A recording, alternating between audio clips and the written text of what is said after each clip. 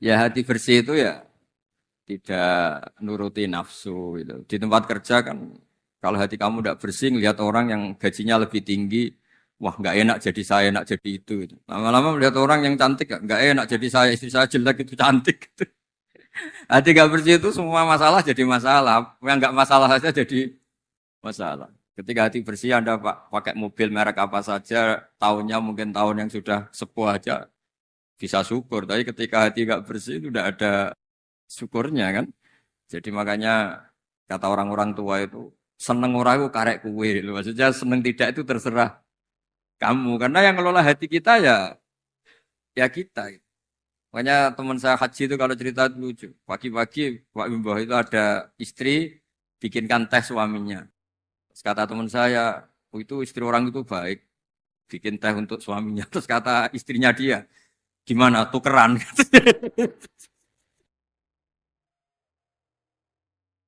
Ya sama, nanti kalau kamu di tempat kerja tidak baik ya melihat pimpinan iri, melihat atasan iri, melihat orang cantik iri, melihat orang yang lebih mapan iri itu kan tidak ada selesainya itu. Ya makanya kata syukur itu segala-galanya menurut saya tadi kata ya syukur itu segala-galanya. Orang bisa asik apa saja itu karena bersyukur itu sudah yang lainnya enggak itu. Makanya ya semuanya bersyukur.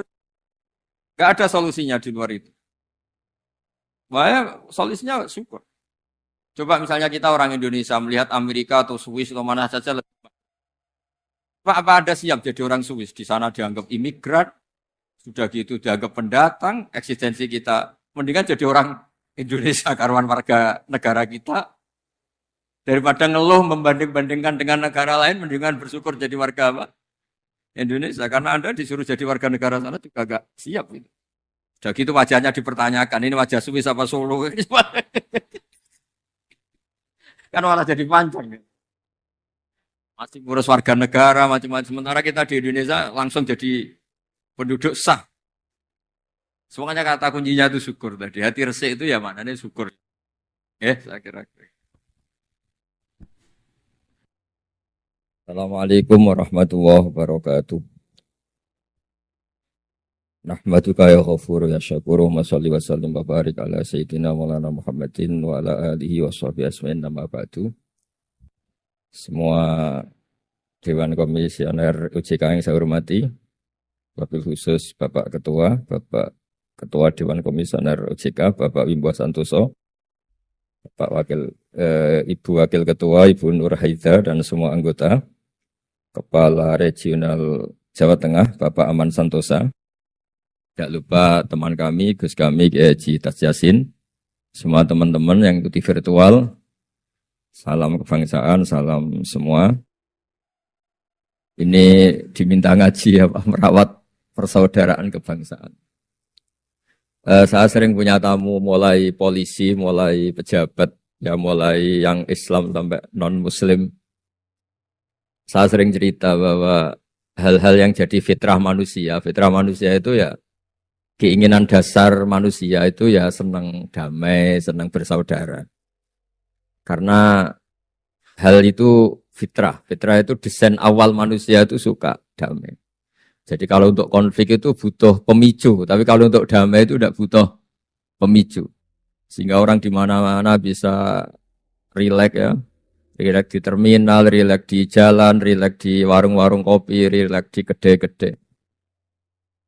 Nah, konflik itu ya dimulai dari pemicu. Entah rebutan pacar, entah rebutan harta, entah rebutan jabatan. Sehingga karena ada rebutan-rebutan itu terus ada pemicu. Nah itu yang melahirkan konflik. Nah harus dicamkan, ditanamkan bahwa kepentingan berbangsa ini di atas ya, di atas kepentingan kita, di atas nafsu kita, di atas keserakahan kita. Sehingga kita mudah damai.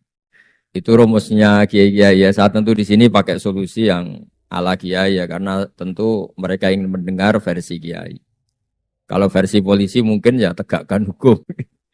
Kalau versi bank atau JK ya kalau nasabah nakal ya jangan dikasih kredit lagi. Kalau versi mertua ya kalau mantu nakal ya dipulangkan anaknya ditarik kembali. Jadi versi itu banyak ya. Kalau versi imigrasi ya mungkin dicabut paspornya gitu. Kalau versi Kiai itu melihat dunia ini sederhana. Banyak orang-orang tasawuf, saya ini cerita tasawuf, cerita yang ringan-ringan saja. Orang tasawuf itu kalau makan, itu satu piring ternyata kenyang. Gitu. Minum satu gelas ya sudah puas. Ya. Terus dia cerita, ngapain saya butuh uang banyak, uang satu piring ya sudah cukup. Gitu.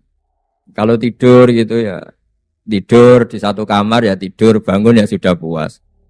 Oh, artinya Anda punya kamar 100 ya tidurnya tetap di satu kamar. Jangan mentang-mentang punya kamar 100 dibagi 5 menitan itu. Karena eman kalau kamar yang lain nganggur gitu. Artinya kalau punya kamar 1 cukup, ngapain ingin punya kamar banyak. Jadi sebetulnya kalau kita punya rumah banyak itu nambah kebingungan karena yang sana yang rumah siapa, yang sana siapa. Ya kalau dianggap prestasi, kalau dianggap tambah bingung karena mau tidur saja di rumah mana ya. Di kamar mana ya? Kalau miskin kan enak. Sudah itu aja, gak ada banyak pilihan. Artinya dengan cara seperti itu sebetulnya merajut kebangsaan itu lebih mudah. Karena awal dari segala perpecahan, segala konflik itu mau menang sendiri. Sehingga dulu cerita-cerita orang sufi, kalau dengar itu tetangga kamu tidak cocok, partai sebelah tidak cocok, terus ormas sebelah tidak cocok. Itu jawabannya lucu. Sebetulnya saya sebagai manusia kalau ada orang tidak cocok itu tersiksa. Tapi bagus lah. Kalau tidak cocok itu tidak utang saya, tidak pinjam uang saya, tidak pinjam mobil saya. Sehingga jadi gampang gitu. Artinya jadi gampang itu ya orang yang baik sama kamu ya baik. Karena Anda punya mitra, punya teman. Yang sedang nggak seneng kamu juga baik. Di mana-mana orang pinjam uang itu gara-gara seneng, gara-gara cocok. Jadi tidak cocok ya ada berkahnya sendiri. Jadi dengan cara pandang seperti itu hidup itu rileks. Nah, itu kalau teman-teman yang utang itu pasti temennya itu. Ada musuh kamu utang kamu.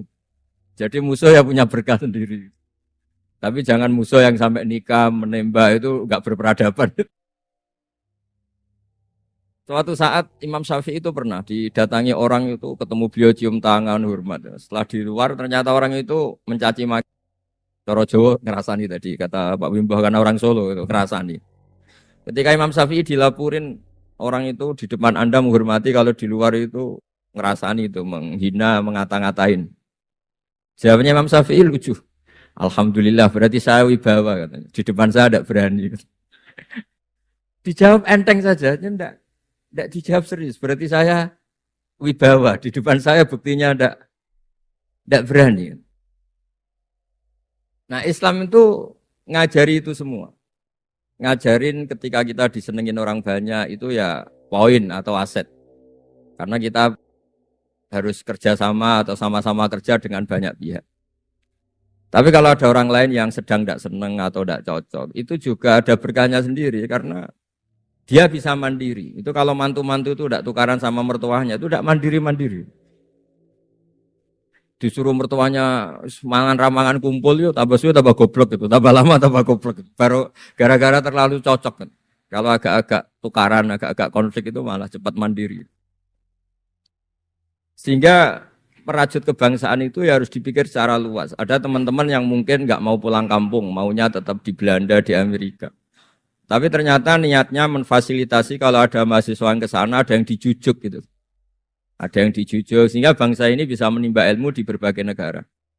Termasuk dulu di Mekah itu ada namanya Syekh Mukhtar. Itu semua dulu nggak ada hotel, semua orang haji pasti numpang dalamnya atau rumahnya Syekh Mukhtar. Beliau nggak pulang karena jagani semua yang haji di Indonesia biar gampang. Artinya jangan kira teman-teman yang sedang di Mekah atau di Medina atau di Eropa atau di Amerika terus anti kebangsaan, enggak juga.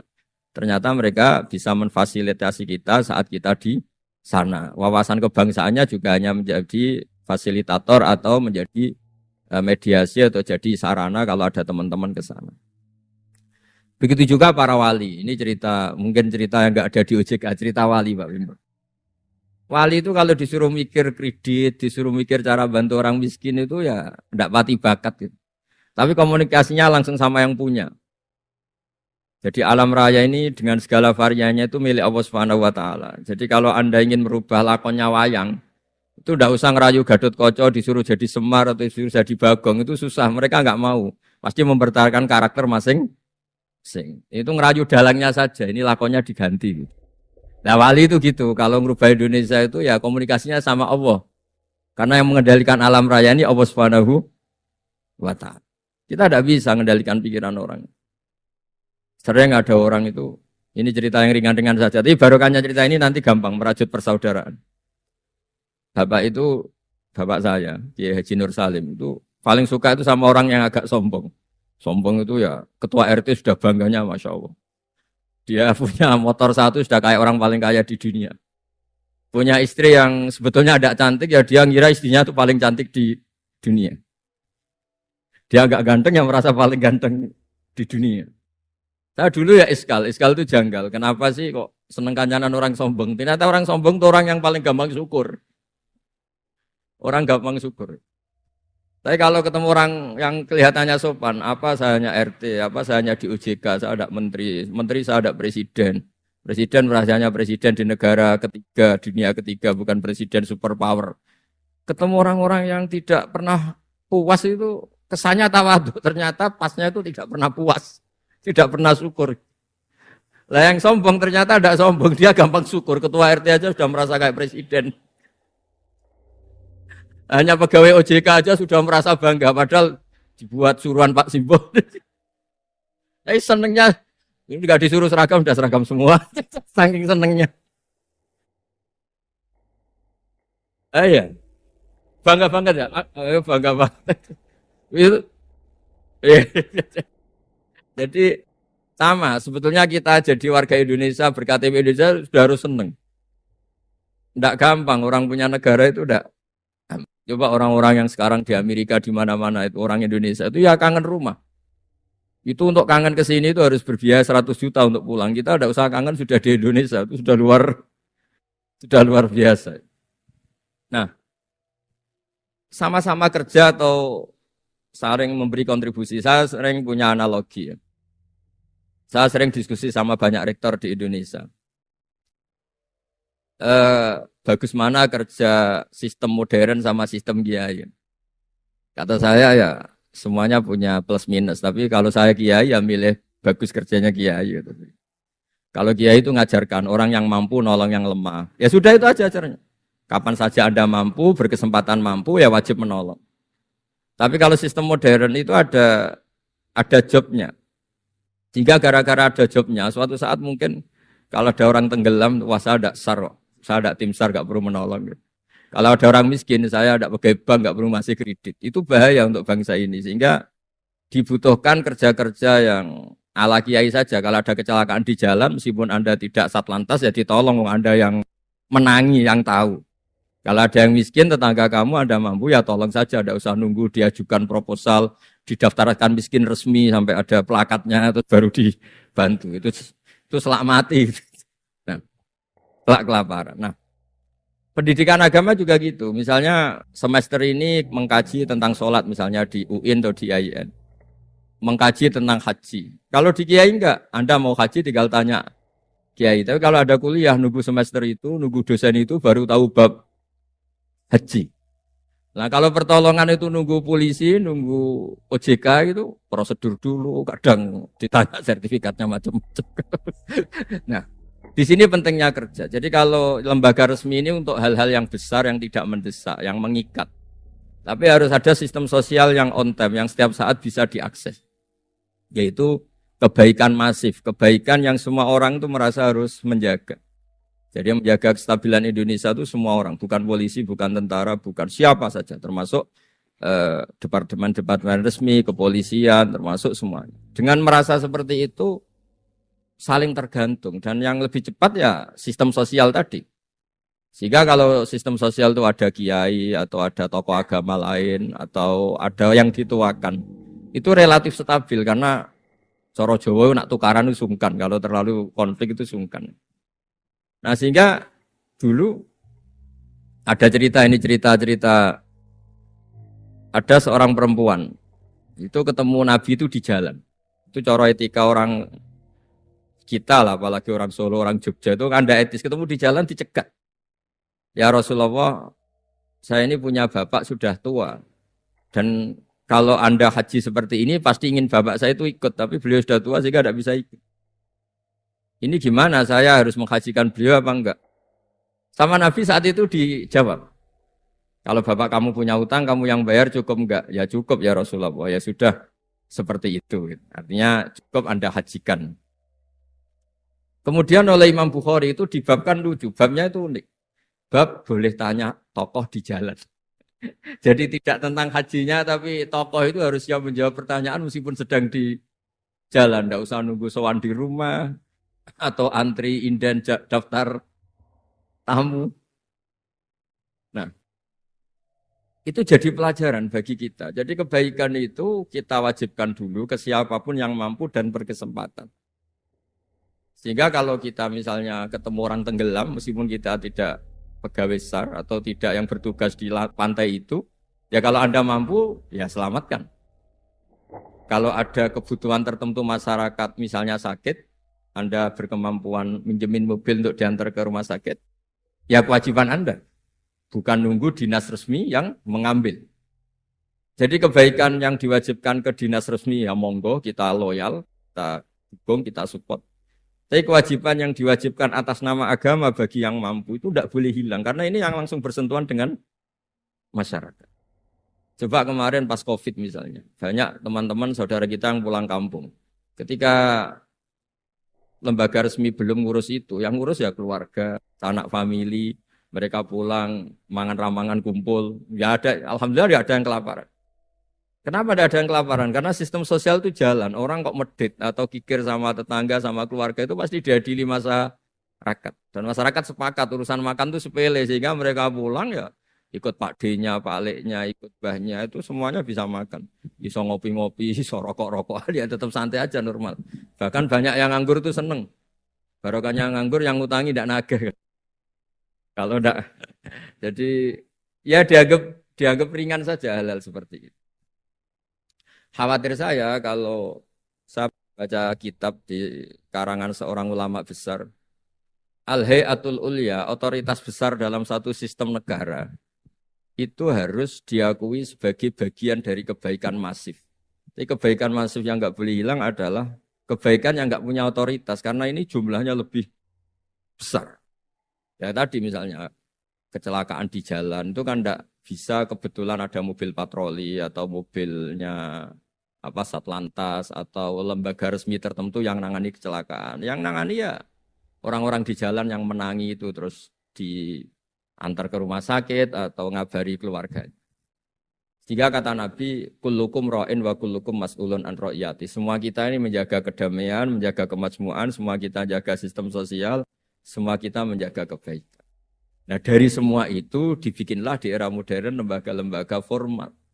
Tapi jangan juga lembaga formal menghilangkan sistem fitrah manusia tadi yang fitrahnya ingin baik dan itu ada di mana-mana dan kapan saja. Dan Allah kalau menciptakan sesuatu itu pasti luar biasa. Saya sering ditanya sama orang-orang, Gus gunanya Indonesia seneng cangkruk itu apa? Anggap aja itu tim SAR paling on time katanya. Itu kalau ada orang bingung, yang ditanya pertama yang orang-orang nganggur di pertigaan.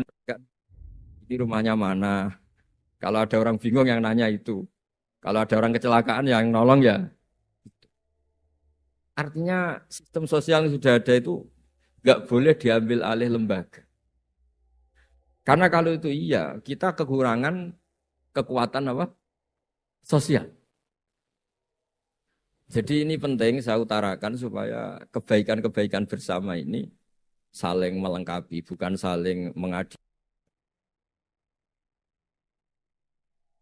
Saya sering guyonan begini, kalau ada rapat ketahanan pangan, yang rapat itu merasa superior karena punya rumus yang luar biasa. Tapi apa artinya rumus itu kalau petani nggak mau nanam padi? Petani itu tidak usah rapat, tapi nanam padi itu otomatis jaga ketahanan apa? Pangan. Sistem sosial juga sama. Di kampung itu kalau ada orang jahat atau sinis, itu pasti nggak punya teman. Monggo Gus Yasin ini rawuh. Ini alhamdulillah Gus Yasin rawuh. Monggo.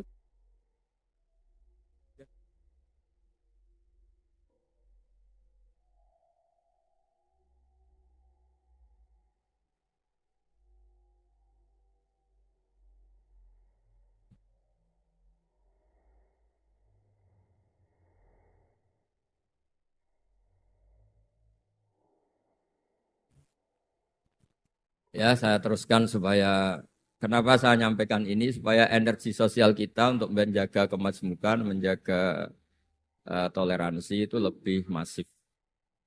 Di beberapa daerah itu ya banyak masjid jejer gereja di Tuban, di Jakarta. Dan ketika buktinya nggak ada apa-apa, yaitu simbol perdamaian.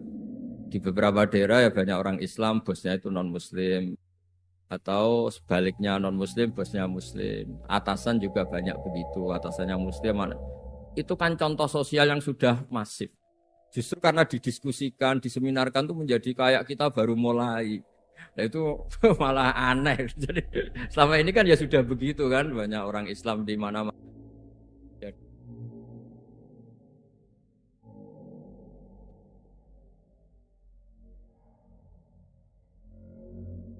Karena didiskusikan tuh menjadi kayak kayak kita ini yang punya rumus, kayak kita yang pencetus. Padahal sistem sosial kita sudah sedemikian harmonis, sudah sedemikian. Tahanan pangan juga sama. Ketika belum ada rapat darurat pangan, apa petani yang lugu-lugu yang nanam padi. Barokahnya itu stok padi itu mereka melahirkan sistem kerja yang nggak punya ladang, kerja di yang punya ladang. Dan kalau itu didolimi atau nggak digaji, ada embargo sosial, terus tidak mau kerja di situ. Sehingga yang nggak baik juga akan baik karena dipaksa oleh sistem sosial. Jadi sebelum ditangkap polisi karena tidak baik, itu sudah diadili sosial, itu diadili hukum sosial. Nah, hal-hal seperti ini harus jadi perangkat bersama untuk menjaga kebaikan bersama. Makanya saya sering bilang sistem sosial itu segala-galanya. Di antara sistem sosial itu adalah lembaga resmi. Jangan dibalik, lembaga resmi itu menata sistem sosial. Belum ada lembaga resmi itu sudah ada sistem sosial. Sehingga sebelum ada negara ini, kiai-kiai atau tokoh agama yang lain ya urun rembuk untuk mengusir penjajah, untuk memberi makan tentara yang berjuang di kampung-kampung, dikasih ketela, dikasih apa saja lah yang bisa mereka bertahan hidup.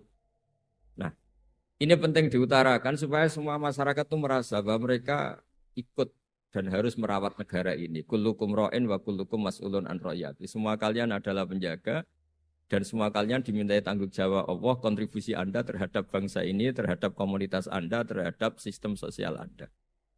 Sehingga kemudian terus jalan. Lah dimulainya dari mana?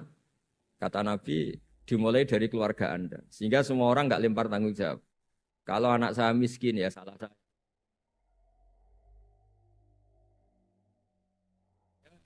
Jangan karena ada sistem modern, setiap ada yang miskin menyalahkan. Setiap ada apa nyalakan menteri terkait. Itu hukum-hukum seperti itu bikinan kita. Yang yang hukum Allah permanen itu ya setiap anak kita terlantar salah kita. Nah, barokahnya merasa salah itu tidak mudah menyalahkan orang lain, termasuk tidak menyalahkan instansi tertentu atau departemen tertentu. Ini penting supaya orang itu evaluasi, merasa salah. Barokahnya merasa salah itu orang tidak menyalahkan orang lain.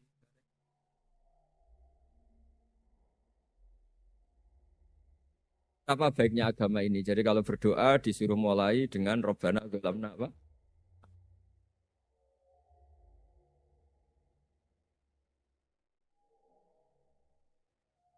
Nah, kalau guyon sering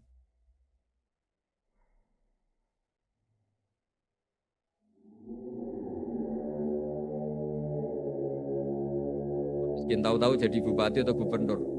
Terus itu tarif utang kamu ya dinaikkan. Dulu zaman sama-sama miskin paling pinjam uang hanya 10.000. Gara-gara jadi bupati atau gubernur BI misalnya atau ketua OJK. Utangnya dinaikkan bukan sesuai Anda tapi sesuai jabatan teman kamu. Masa punya teman gubernur kita utang 100, utang modal 100 juta. Dan kalau nggak ngutangin, wah katanya teman deket ternyata nggak mau dipinjemin. Jadi punya kultur menyalahkan orang lain. Dia SDM-nya hanya ketua RT gara-gara punya teman gubernur atau presiden atau apa. Inginnya ya lebih tinggi lagi. Jadi bukan dasar kapasitas dia tapi kapasitas temannya. Itu juga bagian dari kesalahan yang kita ciptakan. Sehingga agama mengatur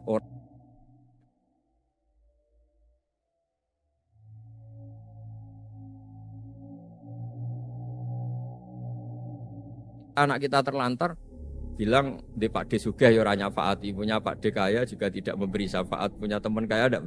Jadi tidak menyalahkan dirinya, tapi menyalahkan teman atau keluarganya yang kaya. Itu juga awal bencana kemajmukan. Jadi kebanyakan nuntut.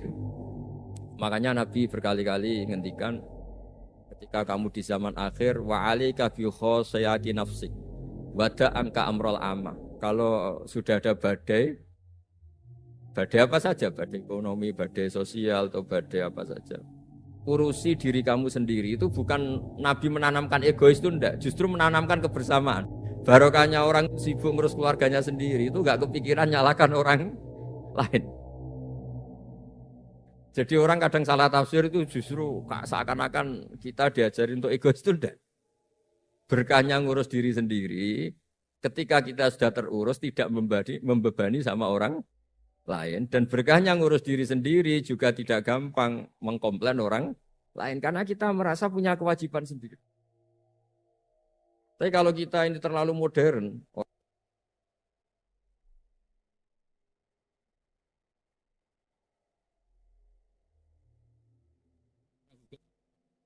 kita berkewajiban tugas itu. Tapi kalau itu untuk alasan menyalahkan, semangat kita menyalahkan. Dan agama itu tidak mengajari seperti itu. Agama itu mengajari Rabbana dzulamna anfusana. Ya Allah, saya ini merasa mendolimi diri sendiri. Nah dengan seperti itu enak. Enak cara hukum sosial kayak tadi. Ketika Allah menciptakan orang tidak suka kita kadang ya Allah salah saya apa kok sampai orang tidak cocok saya. Kamu lupa Allah mendesain orang tidak cocok kamu supaya ada utang kamu, tidak ganggu kamu. Barokahnya tidak cocok itu tidak minta uang kamu. Nah itu yang saya ingin ditiru. Jadi perilaku-perilaku ulama-ulama besar kayak Imam Syafi'i itu kalau tadi berkali-kali saya ngomong ya Aba Abdillah, panggilannya Imam Syafi'i ya Aba Abdillah, orang itu tidak cocok kamu. Ya baguslah dia merdekakan saya, dia tidak akan pinjam uang saya, tidak pinjam mobil saya, tidak akan ganggu saya, tidak cocok. Kalau dia hajatan juga tidak ngundang kamu, jadi tidak cocok itu ya barokahnya ya banyak. Nah kenapa banyak kiai tidak dimintai rembukan masyarakat padahal dituakan? Karena kalau semuanya minta rembukan kiai itu disarankan mondok semua. Padahal barokahnya negara ini ya ada yang kuliah, ada yang jadi polisi, ada yang jadi tentara. Kalau rembukan semua sama kiai disarankan mondok semua. Nanti yang jadi polisi siapa, yang jadi dokter siapa. Nah barokahnya kadang-kadang kiai ditinggalkan, nggak diajak rembukan itu ya varian-varian profesi itu banyak. Kiainya juga ada harus terus. Ya bisa seperti itu ya biasa. Jadi apa kemajmukan, menjaga kemajmukan itu dimulai dari semua orang merasa berkewajiban menjaga perdamaian ini, menjaga keharmonisan ini. Tentu dimulai dari merasa wajib pada dirinya. Ini penting supaya tidak ingin menyalahkan orang lain atau terbersit menyalahkan orang. Terus kedua bahagia dengan dirinya. Misalnya orang yang paling miskin di Indonesia. Itu ternyata tadi saya utarakan, saya punya kitab-kitab tasawuf banyak. Itu lucu dan jadi gampang hidup. Misalnya dia miskin makan satu piring kenyang. Kenapa saya harus korupsi? Kenapa saya harus mencuri? Wong makan satu. Dia menghitung. Orang sampai kaya raya, itu makannya sampai meninggal, misalnya 60 tahun, jumlahnya sama orang miskin ternyata jumlah yang dimakan yang sama, jumlah yang diminum ya. Terus ada pertanyaan, saya pernah digugat juga pas dalam satu acara. Tapi kalau orang kaya ingin apa saja kan kesampaian, Gus. Ingin beli mobil kesampaian, ingin beli pesawat kesampaian. Saya tanya, ya orang kaya inginnya tidak seperti itu. Misalnya, sampai tetap aja ada yang enggak kesampaian. Kadang-kadang, wah enak jadi anaknya presiden, anaknya gubernur, apa saja kesampaian. Banyak juga anaknya presiden mungkin ingin anaknya jadi presiden ya enggak kesampaian. Anaknya kiai ingin anaknya jadi kiai ya enggak kesampaian. Mungkin anaknya jenderal, anaknya ingin jadi jenderal. Nah dia nyontohkannya kan, wah kalau jadi orang kaya itu enak, ingin makan di apa saja kesampaian. Masa orang kaya seleranya hanya ingin apa? Makan. Artinya ada saja yang enggak sama. Jadi Raja Arab Saudi, ada aja yang enggak kesampaian. Mungkin bayangkannya ya ada yang demo, ada yang komplain, semua anak yang diinginkan putra mahkota. Jadi ya enggak gampang kesampaian. Nah, Kemudian dia berpikir lagi. Saya ulang lagi ya. Dia berpikir lagi si orang miskin tadi. Misalnya dia ke hutan atau ke gunung. Wah, enak jadi bupati, gubernur, apa-apa difasilitasin negara. Terus dia mikir, tapi mereka punya atasan. Ditegur atasannya takut, diatur atasannya takut. Kok enak saya nggak punya apa atasannya. Tapi intinya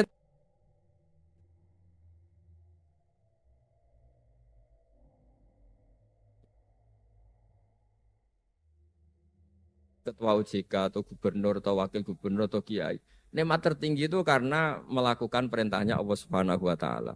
Kita disuruh jaga Indonesia, disuruh jaga nikmatnya itu subjektif sepihak. Kita puas kalau ingin seperti yang kita inginkan. Itu nggak akan ada puasnya karena nafsu kita itu kalau guyonan orang-orang tasawuf, kamu dikasih dunia seisinya dan lipatannya, tamak kamu atau keinginan kamu itu tidak akan tercapaikan, tidak akan terpuaskan. Karena manusia itu ya sudah nggak ada batasannya. Makanya kalau guyonnya dulu kan ada orang tirakat, kalau megang apa saja jadi emas. Dia bayangkan jadi kaya, jadi top. Ternyata pertama dia megang saka rumahnya, tiang rumahnya jadi emas. Habis itu megang apa lagi jadi emas. Lama-lama megang nasi jadi emas, megang minum jadi emas. Akhirnya dia nggak bisa makan karena dia ingin semua yang dipegang jadi emas. Capean megang-megang, dia ingin makan. Yang dipegang juga jadi emas. Ya akhirnya kan jadi bingung gitu. Karena nggak kesampaian kan. Dia kesampaiannya jadi emas, ternyata kebutuhan dasar dia ingin makan malah tidak kesampaian karena yang dimegang jadi emas. Jadi itu kan contoh. Sejahtera juga sama. Anda bayangkan misalnya kalau punya mobil, punya uang tabungan, punya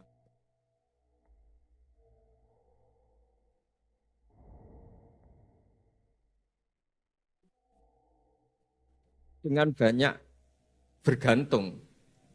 Dengan tidak banyak bergantung itu ilmiah mana? Misalnya gini, saya ini bahagia cukup dengan makan satu piring. Anda bahagia nunggu punya Alphard, punya uang 1 miliar. Lu menggantungkan kebahagiaan dengan banyak sesuatu yang Anda belum miliki itu sudah satu kebodohan kalau orang tasawuf. Cek repot ya, tapi bahagia we kok kakean syarat gitu. Makanya saya sering bilang kalau saya berkali-kali cerita ada orang perempuan datang ke saya, Gus saya ingin kaya. Dan orangnya itu jelek. Saya bilang, kalau kaya yang repot kamu. Kenapa Gus? Setelah suami kamu kaya, sekarang suami kamu kan miskin. Pertama yang dievaluasi apa? Ganti rumah, ganti mobil. Lama-lama ganti Anda, kata saya. Karena setelah rumahnya bagus, mobilnya bagus, yang dievaluasi pasti Anda, kata. Wah, kalau gitu miskin aja Gus. Iya kan? Sudah rumah bagus, mobil bagus, ternyata istrinya. Nanti kalau suami kamu kaya, yang dievaluasi tidak hanya mobil dan tapi nah, ini ya guyon tapi supaya kita ini bahagia dengan diri kita apa sendiri. Jadi saya mohon semohon-mohonnya semua yang mendengar ngaji ini bahwa agama ini mengajarkan wa'alika bi khossati nafsik. Urus diri kamu sendiri itu bukan mengajari egois itu bukan. Kalau semua kewajiban orang merasa bertanggung jawab, paling tidak bawaannya itu tidak nyalakan orang lain. Dan negara juga agak repot-repot karena semua orang dicukupi oleh orang tuanya, oleh keluarganya. Sehingga negara ini sifatnya hanya membantu, bukan ngurus yang pokok. Tangan negara tidak cukup untuk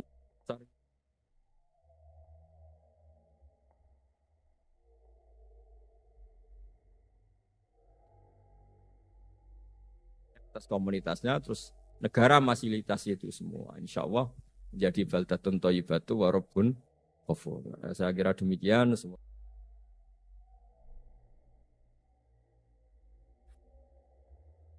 Dulu di antara kebaikan tentu meninggalkan semua dosa, meninggalkan semua maksiat. Itu pasti dianggap kebaikan. Lalu ada beberapa wali, ini cerita ini di Minhajul Abidin, karangan Imam Ghazali. Ada beberapa wali yang karena ingin tidak dosa itu kemudian uzlah. Uzlah itu mengasingkan diri di hutan. Tentu menjadi tidak maksiat. Karena mereka jauh dari gemerlapnya dunia. Niki boten bela Gus Yasin karena wakil gubernur boten, tapi kersane menjadi wakil gubernur sing berdalil, berlisensi. Jadi boten dianggap hanya karir politik, tapi dianggap wakil gubernur sing berlisensi syariah. Kemudian karena orang-orang baik ini di tengah hutan tidak membina masyarakat. Masyarakat ini bisa dibina oleh orang-orang yang macam-macam. Bisa kelompok yang al-adiniyah, tidak beragama, atau kelompok-kelompok yang sangat-sangat anti kemapanan atau anti kebaikan. Kemudian ulama-ulama yang nyepi niki, sing mengasingkan diri niki, diparani kalian kiai-kiai sing kumpul tiang macam-macam. Yes, kumpul waliul amri, kumpul tentara, polisi, kumpul komunitas yang macam-macam. Tentu dengan asumsi mereka ini orang-orang baik yang untuk mempertahankan Indonesia. Diparani. Niki cerita tentang kitab Minhajul Abidin karanganipun Imam Ghazali. Diparani tentang Gunung Libanon. Karena cerita ini memang cerita ulama-ulama atau wali-wali yang uzlah teng Jabal Lubnan. Kalau dalam bahasa Arab disebut Jabal Lubnan. Karena mereka di tengah hutan, mereka itu mengkonsumsi rumput, mengkonsumsi apa yang ada di hutan. Terus didhawuhi, ya akalatal hasis, taraktum ummata Muhammadin sallallahu alaihi wasallam fi aidil mubtadi'ah. Kamu enak-enakan di sini, menikmati kesendirian, menikmati tanpa problem, tanpa gesekan sosial, tanpa macam-macam. Tapi Anda meninggalkan orang-orang dipimpin al-mubtadi'ah. Orang-orang yang tidak beragama, yang bid'ah, yang mudillah, yang macam-macam. Jadi intinya fikih kados Mbah Maimun yang membolehkan Gus Yasin wakil gubernur dulu Baubab DPR RI, terus beberapa putrane putu juga banyak yang jabat. Itu adalah sanad muttasil bahwa dulu ulama-ulama itu enggak pernah membiarkan negaranya tanpa arah atau tanpa panduan ulama. Karena ketika kita uzlah atau menyendiri, itu artinya taraktum ummata Muhammadin fi aidil mubtadi'ah. Karena membiarkan orang yang misalnya berfaham ekstrim atau berfaham kiri atau berfaham yang tidak positif, kemudian ini membentuk masyarakat kebanyakan. Tapi berkahnya para kiai-kiai yang masih kumpul di instansi pemerintah, kumpul-kumpul di komunitas publik, maka ada pembinaan, ada sosialisasi, ada visi-visi untuk menjaga keutuhan Republik Indonesia. Terus itu pelajaran bahwa ketika kita menghindari kumpul-kumpul sosial atau komunitas sosial, sebetulnya ada sisi negatif. Yaitu taraktum ummata Muhammadin sallallahu alaihi wasallam fi aidil mubtadi'ah. Sebab niku sanad-sanad yang mutasil di kita niku disebut alladzi yukhalitun nasa wa yasbiru ala adhanahum khairun minalladzi la yukhalitun nasa wa la yasbiru ala adhan. Orang-orang baik yang kumpul, yang ikut sosial, ikut berproses sosial dan menyabari ketika kecewa, itu lebih baik ketimbang orang baik kemudian milih menarik diri dan la yasbiru ala adhan. Lane kados kula sing kula alami teng awak kula piyambak pun tengah-tengah. Kula niku rapati nampa tamu nggih mboten pati nampa pengajian. Tapi saya tetap ngaji terbuka. Tetap punya komunitas sosial, saya masih kerja di Jakarta, di Jogja juga masih punya jamaah ngaji. Karena sekali itu tidak, maka tidak ada sarana ya, atau wacana atau visi atau apalah yang positif untuk ikut menjaga Indonesia. Terus niki kula ngandani teng lare-lare tenggene alumni-alumni mriki bahwa di antara visi terbaik Islam adalah tidak membiarkan bangsa ini rusak. Fi aidil mubtadi'ah. Ya tinggal nanti konteksnya kalau sampai misalnya pikiran-pikiran terlarang ya fi aidihim, tapi apapun itu ngendikane Imam Ghazali, wali-wali yang memutuskan menyendiri dan tidak mau bersinggungan secara sosial karena takut salah, takut dosa, niku diingatkan oleh wali-wali yang lebih tinggi makomnya. Yaitu karena wali-wali yang uzlah tadi disebut ya akalatal hasis taraktum ummata Muhammadin sallallahu alaihi wasallam fi aidil mubtadi. Kemudian cerita terakhir nih ngaji sekedap mawon. Karena ngaji seperti ini itu merapati penting. Sementing itu istiqomah kiai ini. Ya istiqomah kiai ini, wong kiai ini teng Semarang itu ke virtual itu kono apa ya ora roh. Utawa model wali ya ora roh. Pokoke husnudon nonton mawon. Cerita terakhir Imam Ghazali itu pernah memutuskan uzlah. Memutuskan uzlah sampai di masjid-masjid Damaskus, Kila sampai di masjid Palestina. Tapi beliau memutuskan uzlah setelah terkenal ngarang Ihya. Setelah terkenal ngarang Ihya itu semua mufti, semua ustadz itu kalau berdalil, kalau berargumentasi itu bilang qalal Imam Hujjatul Islam Al-Ghazali. Sehingga beliau tidak nyaman, jangan-jangan saya soleh ini karena tertekan nama besar, disebut Hujjatul Islam, disebut Al-Alim Al-Alama. Maka beliau ingin membuktikan kalau solehnya ini individual, meskipun sendiri juga tetap soleh. Beliau uzlah, tapi di tengah-tengah uzlah itu beliau mimpi ketemu guru-gurunya, terus digojlok. Ora ana ceritane, wong apik iku urip dhewean, wong apik dhisik-dhisik iku wa udzu fi sabili. Tersakiti dalam jalan saya kata. Kalau kamu sendiri itu Anda tidak ngalami udzu fi sabili. Dia maksud kula ini buatan bela Gus Yassin. Gus Yassin ini wakil gubernur ya macam-macam. Wos partainya ya macam-macam. Ya jarani mampu partai ini sebutan Gus Yassin putrane Mbah Mun kiai teng Pondok Anwar 4 ngoten. Tapi apapun orang salah paham itu bagian dari dinamika berislam. Ini disebut wa'udhu napa? Fisab. Lani Mbah Maimun itu sering kagum kalian Said Ramdan Al-Buti, kata beliau yang sering dikenang itu. Ini ya gurunya Gus Yassin. Beliau mudaroh ya, atau bahasa gampangnya mujamalah napa mudaroh. Sementing jangan sebut taqiyah. Niku sholla ala kaifiyati syiah. Itu berpuluh-puluh tahun hanya karena ingin ahli sunnah itu tidak dihabisi di Syria. Jadi cara Jawa niku radi basa-basi kalian zaman itu Hafid Asad supaya sementing Syria itu tetap mayoritas ahli sunnah wal jamaah. Itu mirip, ya tentu dengan kefiah yang berbeda, dengan cara yang berbeda, mirip Bamun. Aku tak riwangi ngene iku ben santri tetap diregani. Jadi dulu entah namanya mudaroh atau mujamal atau apalah dalam disiplin-disiplin lugat itu semuanya itu demi Indonesia, demi masyarakatnya, masyarakat yang kita asuh. Sehingga suatu saat Mbah Mun itu sering tanya gini sama saya. Mesir yo negara hebat, Syria negara hebat, tapi kata Mbah Mun itu hebat Indonesia.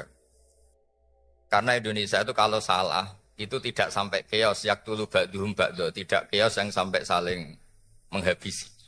Paling ngrasani mek gremeng sithik-sithik. Iku cek dosa cilik jare Bang Mun. Jadi artinya kita yang potensi macam-macam bisa potensi konflik macam-macam karena beda partai, beda sudut pandang, beda perilaku, beda adat istiadat. Tapi tetap kita berkomitmen jangan sampai kesalahan-kesalahan ini mengarah ke yaktulu ba'duhum ba'du. Akhirnya lahirlah model seperti ini, kompromi-kompromi sosial, nopo kompromi politik, nopo kompromi apa saja, sementing tidak yaktulu ba'duhum ba'du. Terus niki kalau buatan niat ngandani para masaya, para punya ini wonten sedanten, wonten yang awal, yang laila sedanten. Tapi kalau memastikan bahwa fikih yang dipilih Mbah Maimun, Gus Yassin jabat dulu, Mbah Uba putra-putrane sebagian juga jabat. Tentu kita juga mengapresiasi yang menekuni alim alama. Terus Mbah Najih juga menekuni orang-orang yang spesialis ngaji. Terus Gus Rokib, cuma ini nguji iman Gus. Gus Rokib sing kepengen kok Gus Roji apa Gus Roji sing kepengen kok Gus Rokib. Kadang-kadang wis dilem sregep ngoten niku ya rada kepengen jajal-jajal gitu. Ya niku uji nyali niku. Kula niku nak kula kan kakake Umam, dadi kula mboten nate kepengen kaya Umam wong tuwa kula. Terus istiqomah kula luwih kuat. Gus Rokib kan sing jabat wadike, dadi kadang-kadang tergoda perkara terus niki nguji niki. Dados kula suwun ini ditadwin oleh tim tadi yang tukang ngetes tadi, ditadwin, dibukukan bahwa memang kita tidak boleh taraktum ummata Muhammadin sallallahu alaihi wasallam fi aidil mubtadi. Sekali ini tidak Anda tadwin, dikira karir-karir politik Gus Yassin itu hadun nafsi, itu masalah. Kalau kita tidak mengkaji ini dikira hadun nafsi. Padahal zaman Mbah Hashim itu sudah sangat berkeinginan Gus Wahid Menteri Agama. Setelah itu anaknya Mbah Wahab, setelah itu terus sampai keluarga Sarang dulu itu ada yang bernama Ki Fatur Rahman, hidupnya di Merak Urak, di daerah Kerek, daerah pokoknya agak utaranya Tuban, utara barat. Ini udah di Menteri Agama. Makanya dulu ada Universitas Islam Indonesia itu pendirinya mulai Gus Wahid, tokoh-tokoh Muhammadiyah termasuk Ki Fatur Rahman. Itu juga karena tidak ingin komunitas Islam tidak jadi leader di pendidikan. Akhirnya lahirlah Universitas Islam banyak di Indonesia. Terus ada yang resmi negara kayak IAIN, terus ada sekolah-sekolah tinggi kayak yang dimiliki Gus Zofur.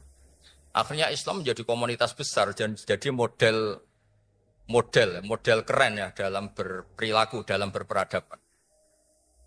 Makanya ini penting supaya kita berislam itu ya baik-baik saja. Islam yang benar-benar rahmatan lil alamin. Islam yang enggak dianggap problem bagi masyarakat Indonesia. Nggih ngoten mawon harus ditadwin ini oleh tim-tim tadi karena kita jangan ngalami kayak Les bin Sa'ad. Imam Syafi'i itu yang setara dengan beliau itu banyak, termasuk namanya Les bin Sa'ad. Itu gurunya, sebenarnya guru-gurunya Imam Syafi'i juga guru istifadah. Imam Syafi'i itu kalau ngetikan al-les afqahu min Malik illa annahu daya'ahu ashabu. Imam Les itu sebetulnya afqahu min Malik, tapi murid-muridnya tidak mentadwin madhab-madhabnya, sehingga kesannya itu Les itu habis dibanding Imam Malik. Karena murid itu sekali tidak mentadwin, seperti saya ini adekan tidak ngomong seperti ini, itu nanti dikira semua orang soleh yang jabat itu wis kepleset, saiki wis seneng dunya. Padahal di Quran jelas ada faqad ataina ala Ibrahim al-kitab wal hikmata wa atainahum mulkan azima. Jadi al-mulkul azim la yunafis solahiyah. Dulu banyak orang-orang soleh yang jabat. Nabi Sulaiman itu raja, Nabi Dawud itu raja.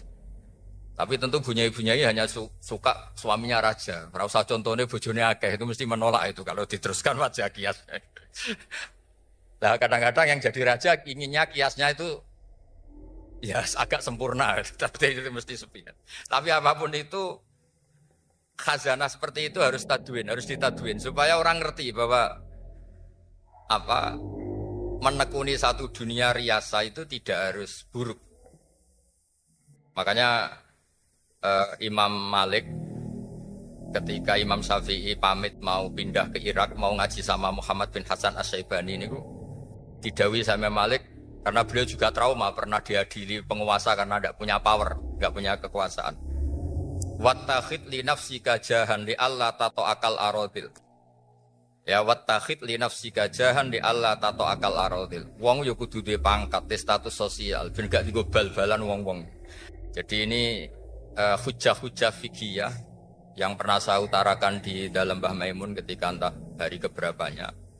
Supaya kita sebagai lembaga akademik, lembaga ilmiah itu apa-apa itu dipandu oleh ilmiah. Misalnya kita mencintai instansi polisi karena itu cara kita untuk melawan peredaran narkoba, melawan kejahatan, melawan hal-hal yang sifatnya kriminal. Kita mencintai instansi yang lain karena itu cara negara mengelola kemaslahatan Indonesia. Jangan sampai orang terus tidak berpikir fikih, terus tiap kiai, para pejabat, paling golek duit, paling golek proposal. Ini hanya berbasis suudzon. Nah kalau sampean tanya, tapi yang begitu kan banyak. Salahnya kiainya sudah disuudzoni kok tenan itu. Salahnya kiainya sudah disuudzoni kok tenan. Nggih, ngoten mawon. Assalamualaikum warahmatullahi wabarakatuh.